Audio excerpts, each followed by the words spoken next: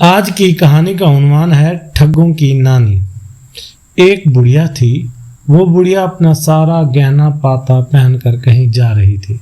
गहना क्या था? यही कानों में झुमके थे, बाहों में कंगन और गले में हार था, मगर ये सारे जेवर थे सोने के। बेचारी बुढ़िया के पीछे दो ठग लग गए।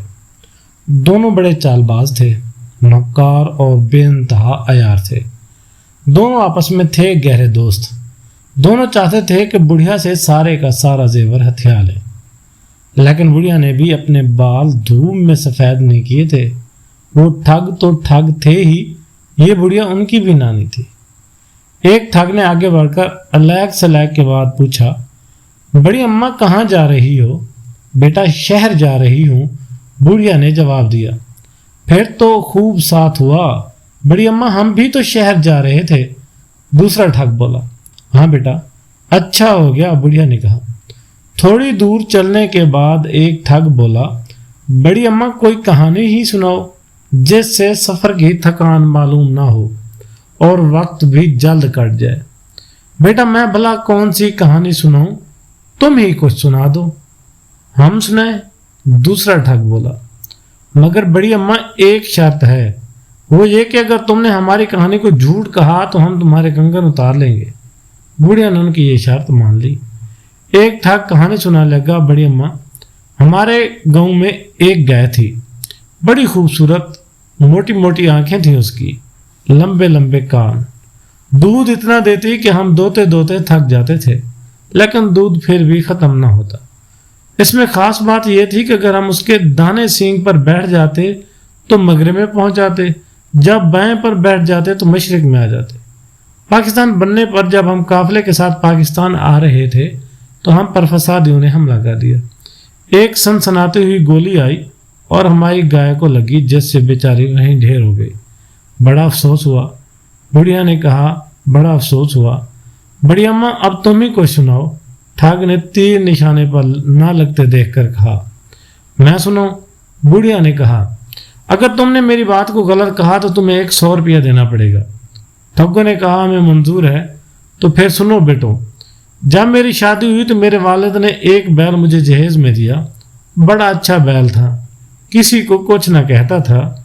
दूसरा बैल उससे लड़ पड़ा, ऐसा लड़ा कि हमारे बैल के माथे पर अच्छा खासा जख्म हो गया। हमने बहुत इलाज कराया लेकिन जख्म ना भर सका। करना खुदा का यूं हुआ कि बिनोले का दाना उसके जख्म में कहीं से गिर गया। होते होते वो अच्छा खासा पौधा बन गया। उसमें ऐसी नफीस कपास लगी, तुम्हें क्या बताऊं। वो कपास हमने जमा करना शुरू कर दी। इतनी कपास जमा हो गई, अब घर में जगह न रही। घर घर हमारे बैल के चर्चे होने लगे।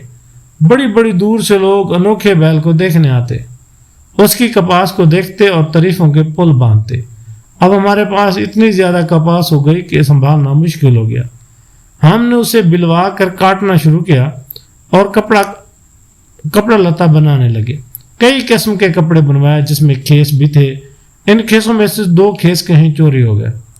बेटा खुदा झूठ ना बुलवाए, ये जो खेस तुमने ओढ़े हुए हैं वो ही हैं जो चोरी हुए थे। मेहरबानी करके ये खेस उतार दो। दोनों ठगों ने अपने खेस बुढ़िया को दे दिए, और करते भी क्या, शर्त जो थी, मजबूर भी थे।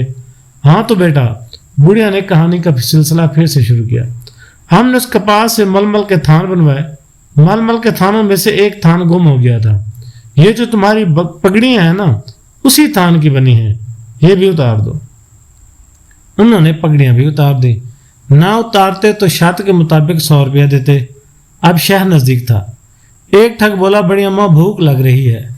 अच्छा बेटा, शहर आया है समझो, मुझे अपने कंगन बेचने हैं। कंगन बेच लूं, फिर आराम से किसी जगह बैठ के खाना खाएंगे। वो खामोश हो गए।